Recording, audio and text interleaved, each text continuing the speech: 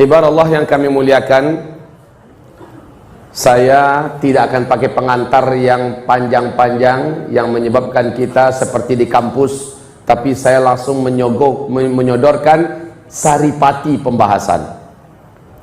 Malhamah Al-Kubra, itu judulnya. Malhamah Al-Kubra ini bukan pintu gerbang menuju perang semesta, salah.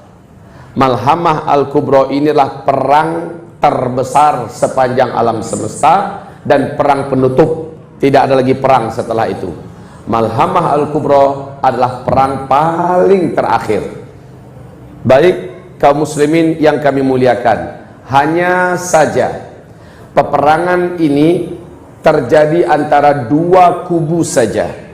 Perang antara umat Islam yang militan di bawah pimpinan Imam Al-Mahdi dengan mujahidin terbaik dari seluruh dunia yang merapat dalam barisan beliau, melawan pasukan terpilih, pasukan terbaik dari seluruh Eropa dan Amerika.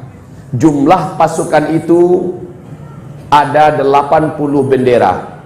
Satu bendera membawa 12.000 pasukan-pasukan terbaik, laki-laki seluruhnya.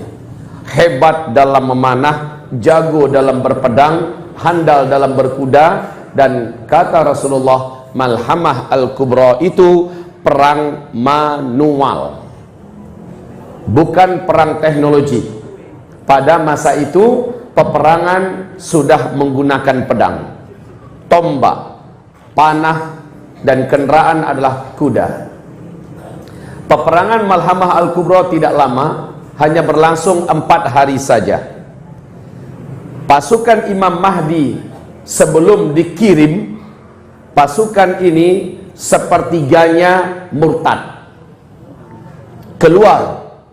Jadi orang-orang munafik pada mengasingkan diri. Kemudian sisanya yang 2/3 inilah yang dibagi dalam 4 hari peperangan.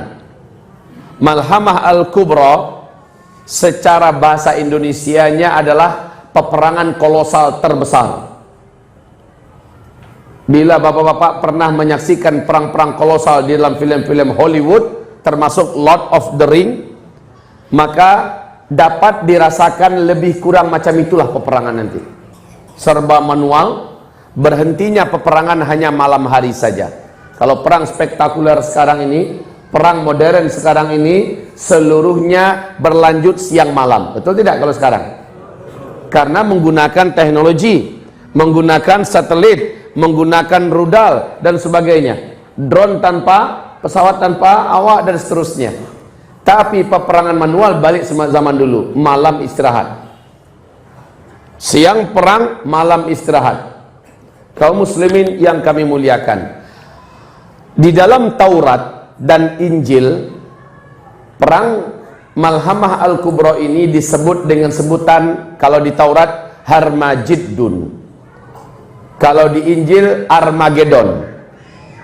Dibuat oleh Hollywood film yang menipu kita, seolah-olah itu adalah serangan meteor dari ruang angkasa menabrak bumi, ya, padahal bukan.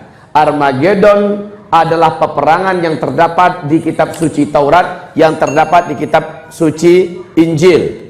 Peperangan akhir zaman yang paling seru, yang paling sengit. Manusia-manusia terbaik dari orang-orang terbaik di muka bumi berhadapan dengan musuh-musuh jahat terbaik. Daya tempur mereka terbaik, kehebatan mereka juga terbaik, strategi mereka juga terbaik, dan jumlahnya luar biasa fantastis dibandingkan dengan pasukan mujahidin di bawah pimpinan Imam Al-Mahdi. Peperangan yang maha dahsyat, peperangan full body contact, fisik dengan fisik, peperangan yang sangat adil. Kalau sekarang nggak adil, umat Islam nggak pegang apa-apa, semua teknologi di tangan musuh-musuh Islam, semua kemajuan di tangan mereka, bala tentara, dana, media, segala macam di tangan mereka. Allah maha adil. Allah akan hantamkan meteor ke muka bumi ini nanti, dan meteor ini yang menghentikan semua teknologi serentak. Setelah itu kalian semua, kata Rasulullah, kembali seperti zaman sekarang. Kalian akan menggunakan semuanya serba manual, persis seperti zaman ini. Perang kalian saat itu adalah menggunakan pedang. Perang kalian ketika itu menggunakan panah. Perang kalian saat itu menggunakan tombak. Kendaraan kalian paling banter kembali kepada kuda. Kaum muslimin, peperangan ini terjadinya bukan di Afrika, bukan di Amerika, di Eropa, bukan di Rusia, di Cina, bukan di Indonesia. Peperangan ini terjadinya nanti di Suriah. Tempat peperangan itu adalah di A'maq atau di Dabiq, kata Rasulullah, sebelah utara daripada Suriah. Tempat yang ada sekarang Ghutah, ya, yang habis-habisan diperangi dan dihancurkan, ini pun salah satu wilayah dan markas perang Armageddon itu nanti. Subhanallah, peperangan tidak berlangsung lama. Apa penyebabnya? Nanti saya sampaikan. Apa penyebabnya? Apa yang terjadi? Lalu apa hasilnya? Insya Allah ini akan kita bahas pada malam hari ini. Hadis-hadis yang panjang menceritakan tentang perang puncak akhir zaman ini. Saya ketika melihat Lord of the Ring, berulang-ulang saya lihat kembali hadis-hadis Nabi yang saya baca tentang perang akhir zaman itu, tergambarkan secara visual di sana. Tergambarkan bagaimana peperangan antara orang-orang normal, dalam bahasa kita orang-orang baik, mujahid-mujahidin terbaik, orang-orang taat yang paling taat melawan orang-orang kafir terbaik dalam pertempuran, yang terlatih, yang paling disiplin dalam peperangan. Dan inilah yang akan dihadapi oleh Imam Mahdi dan orang beriman dalam perang Malhamah Al-Kubra. Sebagai pengantar, spidol kita ada? Ya. Mohon perhatikan ke whiteboard baik-baik. Saya ingin memberikan gambaran di posisi mana perang Armageddon tersebut. Nabi mengatakan kita ada berapa fase? Ada berapa fase? Kita menjalani di kehidupan dunia ini 5 fase. Saya buat kecil-kecil saja. Fase pertama, umat Islam dipimpin oleh Nabi Muhammad SAW. Fase ini telah selesai. Lalu fase kedua, umat Islam dipimpin oleh para khulafaur rasyidin. 30 tahun lamanya. Fase ini juga telah selesai. Fase ketiga, ini yang paling panjang, umat Islam dipimpin oleh para khalifah yang menggunakan sistem kerajaan. Ini adalah fase ketiga, lamanya 1227 tahun. Ini sudah selesai dengan runtuhnya khilafah Islamiyah Al-Utsmaniyah di Turki. Fase ketiga. Sekarang kita di fase keempat. Nah ini, lihat baik-baik. Sekarang kita sedang ada di fase keempat.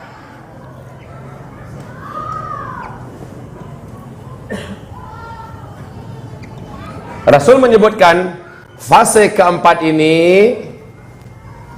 adalah fase peperangan. Eskalasi fitnah naik menanjak tajam seperti ini. Fitnah berupa kegaduhan, chaos, kekisruhan, bencana-bencana alam, kehancuran ekonomi, perang di mana-mana, pertumpahan darah, kemiskinan, serta kekeringan total dan sebagainya. Pada akhirnya terjadilah hantaman besar. Hantaman besar dari langit, yaitu meteor menghantam bumi. Akibat meteor ini muncullah tanda besar kiamat yang pertama. Tanda besar kiamat yang pertama adalah dukhan. Jadi dukhan adalah hasil dari hantaman meteor, bukan perang nuklir, bukan meledaknya gunung-gunung berapi serentak di seluruh dunia, tapi akibat daripada hantaman meteor. Inilah dia tanda besar kiamat yang pertama, disebut dengan dukhan. Saya tidak akan menguraikan ini ya. Saya akan fokus dengan pembahasan Armageddon nanti. Yang kedua, jarak antara dukhan dengan tanda besar kiamat yang kedua, yaitu keluarnya Dajjal. Dajjal adalah tanda besar kiamat yang kedua. Kemudian yang ketiga yaitu Nabi Isa Allah turunkan dari langit dan Dajjal pun dibunuh. Dan yang keempat ini sebagai penutup langsung dari fase keempat, yaitu lepasnya Ya'jud dan Ma'jud. Setelah Ya'jud dan Ma'jud habis, manusia di muka bumi hidup dalam keadaan aman yang benar-benar di puncak aman bagaikan di surga dunia. Inilah fase kelima. Islam akan kembali memimpin seluruh dunia. Dan ini Allah janjikan di Al-Quran surat An-Nur ayat 55, dan juga dalam hadis riwayat Imam Ahmad, Hadisnya dinyatakan sahih oleh Syekh Ahmad Syakir. Kita tidak akan membahas yang ini, tapi kita fokus di mana letaknya Armageddon. Pasca hantaman meteor, semua yang ada di muka bumi dari teknologi berakhir. Kehidupan manusia di muka bumi kembali kehidupan yang serba manual. Karena meteor mengandung siderit. Siderit ini adalah kandungan zat besi yang paling murni yang ada di dalam meteor. Saat dia menabrak atmosfer bumi kita, pergesekan yang ekstrim dengan atmosfer bumi kita menyebabkan siderit ini mengalami pergesekan ekstrim ini menyebabkan timbulnya medan magnet yang sangat kuat, dan dampaknya semua besi dan logam yang ada di muka bumi akan terinduksi secara serentak. Maka tidak ada mesin-mesin, apapun bendanya, pabrik-pabrik, industri-industri atau apa saja yang terbuat mesinnya dari besi dan logam, melainkan semuanya terinduksi, lengket antar satu dengan lain dan tidak bisa digunakan. Kemudian ini juga menimbulkan gelombang elektromagnetika yang sangat tinggi. Dampaknya adalah semua sinyal dan listrik yang ada di muka bumi padam, bukan untuk sementara waktu, tapi untuk selama-lamanya.